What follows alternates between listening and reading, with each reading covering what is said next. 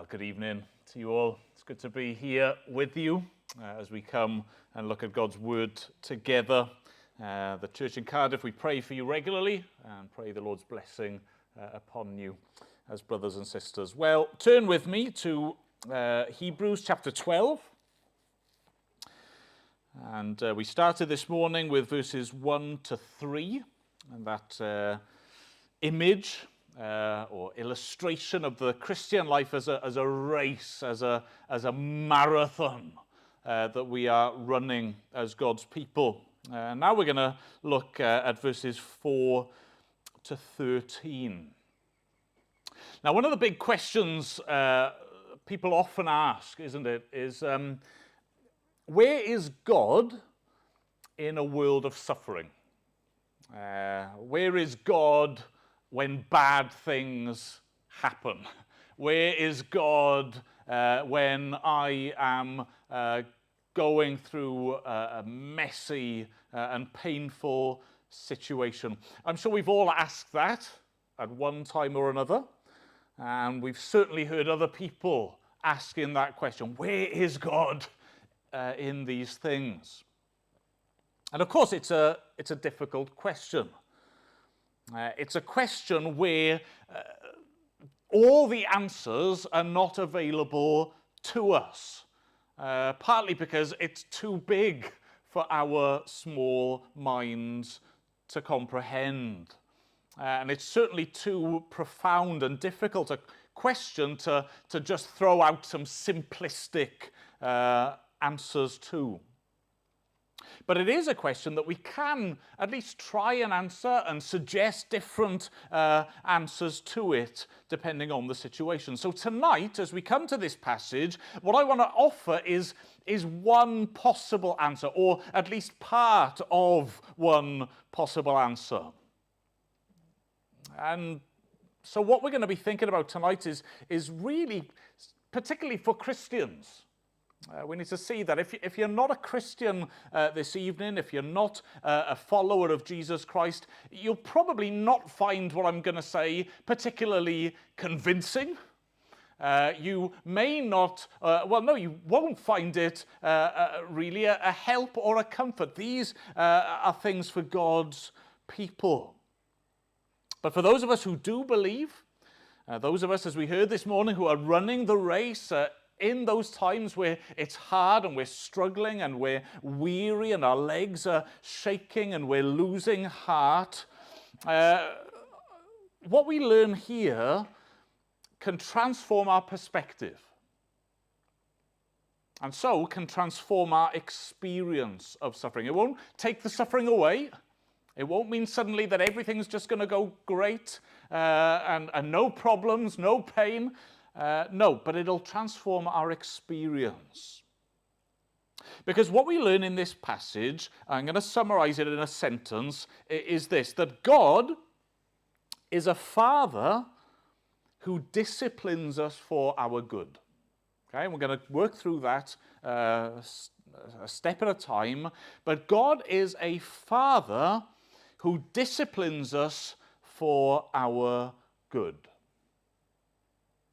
In his wisdom, in his justice, in his goodness and grace, the Lord is able to use everything that you face. If you're a Christian, the good and the bad, and through those things he can work in us to refine us, to shape us, to mold us, and make us more like the Lord Jesus Christ.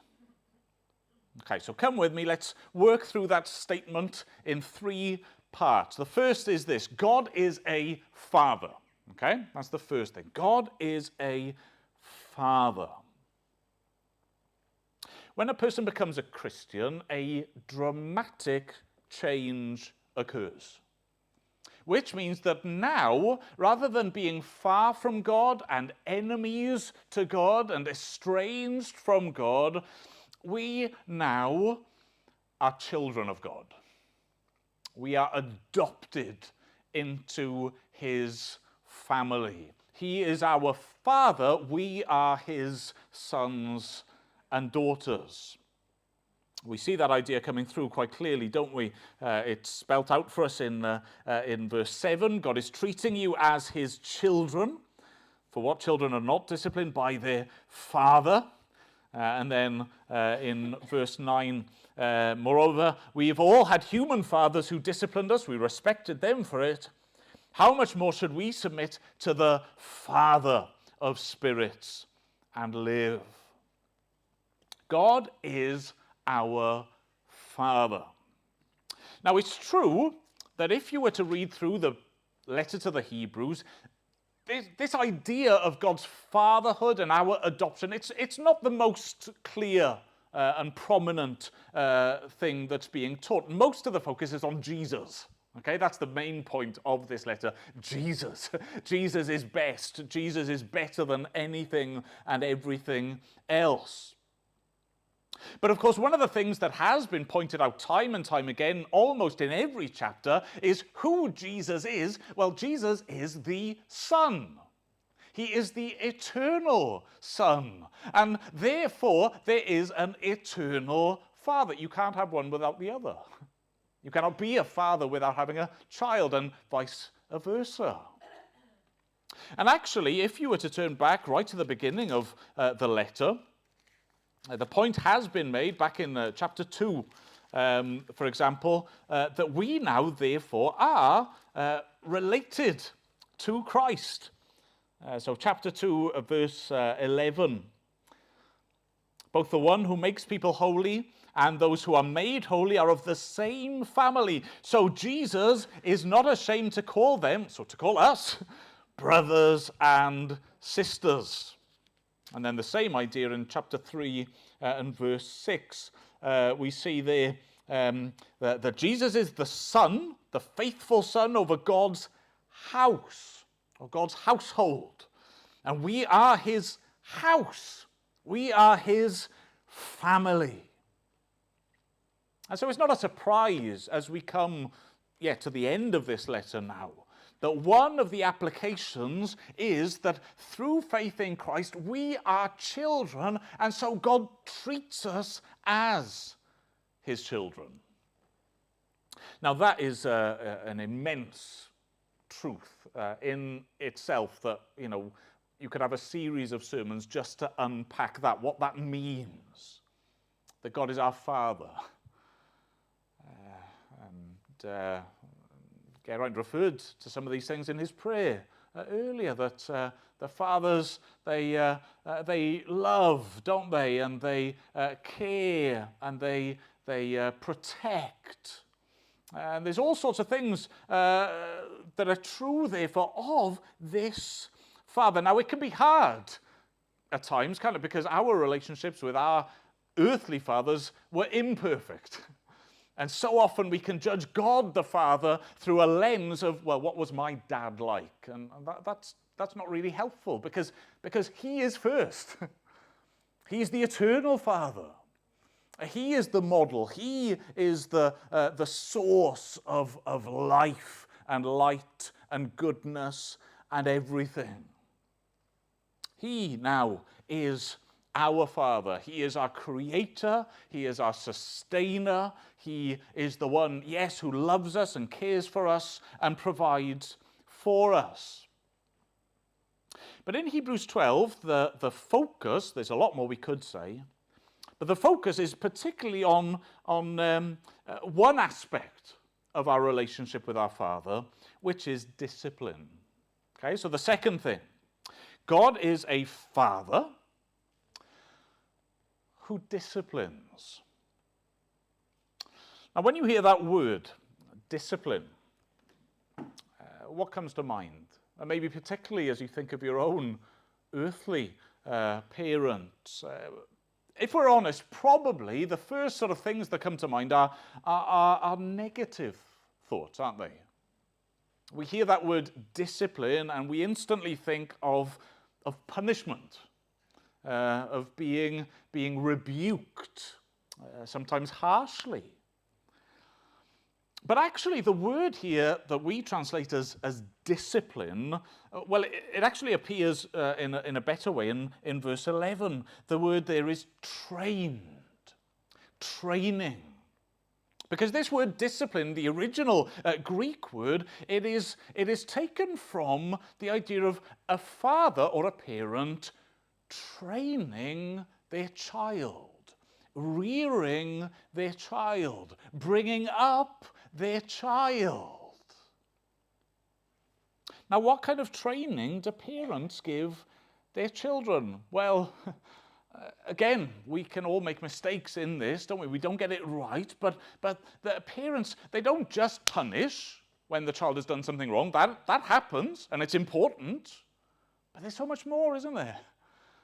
They warn their children, and they bring their children away from danger, and they encourage their children, and they show examples to their children. They model certain things to their children, and they allow them to face certain problems and difficulties, because that will allow the child to grow, to learn, to develop. A good parent, a good father, uses every opportunity at their disposal to make sure that that child grows up to be as wise and as righteous and as patient and as kind and generous and all of those other good qualities as they possibly can. And what the author is saying is that actually that is exactly how God treats us. And he quotes, doesn't he? I mean, these Hebrews, these Christians, they have been struggling. We heard about that this morning. They are going through trials. They are facing persecution and all sorts of difficulties. But he says to them, verse 4, in your struggle against sin, you've not yet resisted to the point of shedding your blood. And what he means there is you haven't been martyred yet, okay? You haven't lost your life for your faith. And then verse 5, have you completely forgotten this word of encouragement that addresses you as a father addresses his son?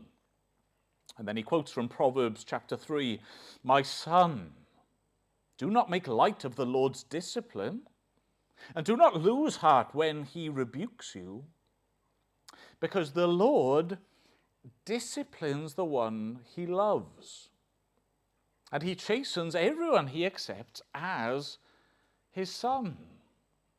You see, what these Christians needed to be reminded of, and maybe what we need to be reminded of this evening, is that their suffering, their pain, their difficulties, their trials were not because God had abandoned them or forgotten about them or turned its back on them or lost control of the situation. No, quite the opposite.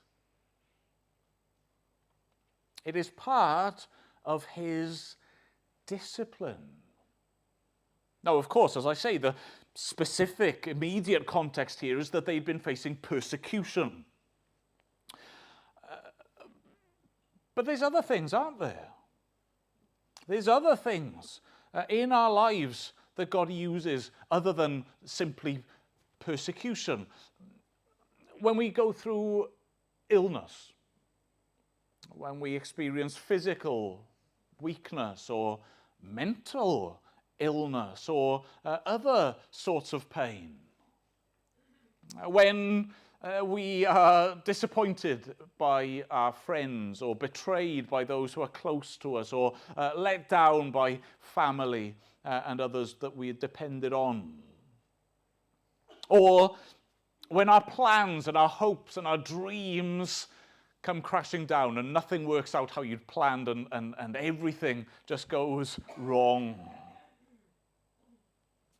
Or more broadly, when you turn on the news and we read about wars and famines and oppression and those things sweeping across the land and coming into our own experiences, what we read here is that all of these things, okay, the good stuff and the wonderful stuff, the blessings that God gives us, and also the difficult times, they are all part of a training process. They are all part of his plan and his work in our lives. Now maybe as you hear that and you think a little bit about that, it sounds a bit cold, a little bit harsh, a little bit distant. How can that be true? So there's one final thing that is so crucial for us to see here, which is that God is a Father who disciplines us. He's at work through all of these things for our good. For our good. What is the point of all these things? What does this discipline accomplish? What is God doing in our lives? Well, the truth is that these things can achieve a variety of effects in our experience. Sometimes we are being rebuked for sin. That's not always the case, and we need to remember that, okay? When difficult times come, it is not always simply that God is rebuking us and teaching us a lesson because we have strayed from him, okay? We're not perfect by any means, but that is not always what is happening. And yet, sometimes it is what's happening. Maybe in those times of difficulty, when terrible things are happening to us, maybe we do, with wisdom and with God's help, we need to search our hearts and think, well, have I turned away from him in some part of my life? Am I rebelling against him? Is there something that I need to repent of? Is he shaking me, as it were? Trying to shake some sense into us in order that we might repent while there is time. But that isn't only what God is doing. Sometimes he's trying to bring us to repent and draw us away from dangerous paths. But also he can be at work to establish us in our faith, to strengthen our faith, to make us rely more and more upon him. You know, faith is a muscle. And in order to grow stronger, it needs to be exercised. And so God may graciously be allowing us to experience difficult times so that we, through that experience, might learn self-discipline, might learn perseverance, might learn that we cannot rely on the things of this world and that we can only rely on him. Discipline can be a way of purifying us, perfecting us, just as you put metal into a fiery furnace to burn away the dross and the impurities and leave something refined and pure and much more valuable. God allows us at times to go through these difficult, terrible things in order to purify us. You see, ultimately, if you want to summarize all of these things, what is God doing? What is he aiming for? What is this process leading to? Well, it is conforming us to the image of his Son. That is, he has adopted us. He has called us to be his sons and daughters, children through faith. But now he wants to make us more and more like our big brother. He wants to make us more and more like Jesus Christ. Now, of course, that, as I said earlier, it doesn't change the pain. It doesn't make it easier in one sense. The author says this, doesn't he, in verse 11? No discipline seems pleasant at the time, but painful. And this is the reality. It hurts. We live in a fallen world where pain and sickness and death and grief and evil, they exist. They are realities. And as Christians, yes, even as God's children, we're not kept completely from these things. But ultimately, as verse 11 goes on to say, it produces a harvest of righteousness and peace for those who have been trained by it. And again, maybe we find this hard to understand. We do. It's beyond our understanding in one sense. But the author points out some things we need to now remind ourselves of then. If this is true, he says, doesn't he? I won't go through it in detail again, but he says, well, every parent disciplines. And so, of course, we should expect that God would do the same for us. And he says that we submitted to our earthly parents, and so we should submit to our heavenly Father. And our earthly parents, they did their best. For a short time, they worked as they thought best. But thankfully, we have a God who is perfect. A perfect heavenly Father. Verse 10, God disciplines us for our good in order that we may share in his holiness. God is perfect, and so his discipline is perfect, so one day we too will be made perfect. Now, for those of us who aren't believers this evening, as I say, that doesn't really help us very much.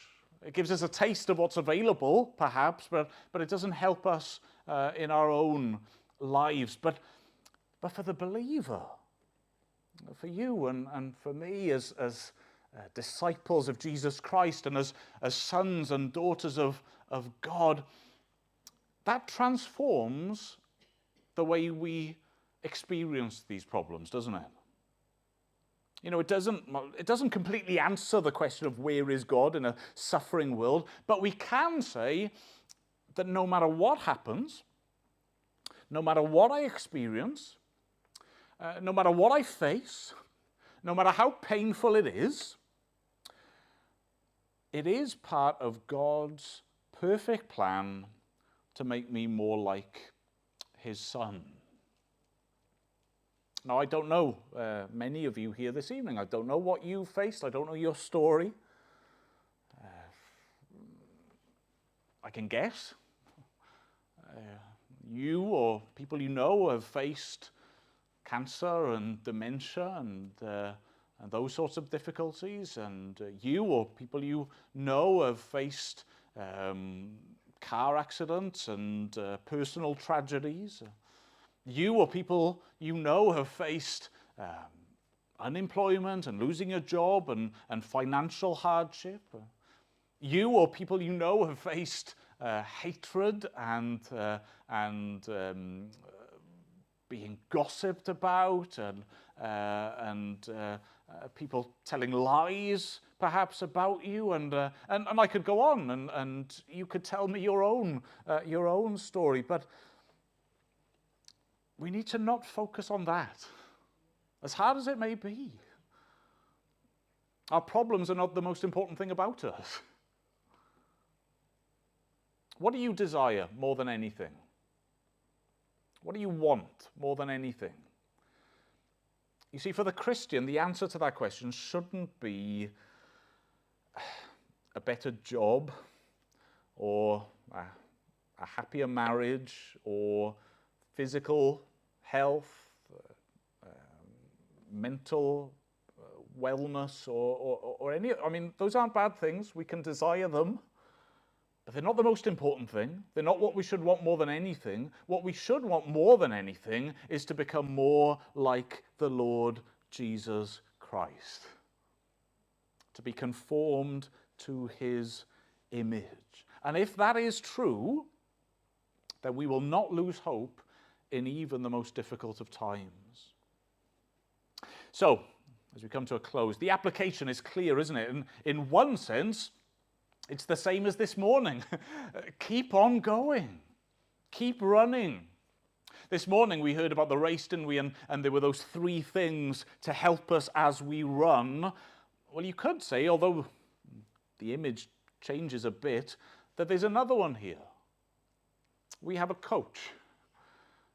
Every good athlete needs a coach, don't they? Someone who trains them. We've got that. And our comfort is knowing that our trainer is also our Father. Some of you will remember the 1992 Barcelona Olympics. If you don't remember it, maybe you've seen this story or seen a video of it. In one of the races, it was the 400-meter semi-final. Derek Redmond tore his hamstring. Couldn't finish. And he's hobbling along. He's in terrible pain. And all he wants to do is get to the finish line. And something happens. You see this sort of kerfuffle, and someone bursts out of the stands, pushes past the security, makes it to Derek, and puts his arm around him and helps him, and in one sense carries him to the finish line. Who was it? It was his dad, wasn't it? It was his dad. So the author says here, you know, we who are weak, who have feeble arms and weak knees, those of us whose paths are straying and we're limping, we're feeling lame.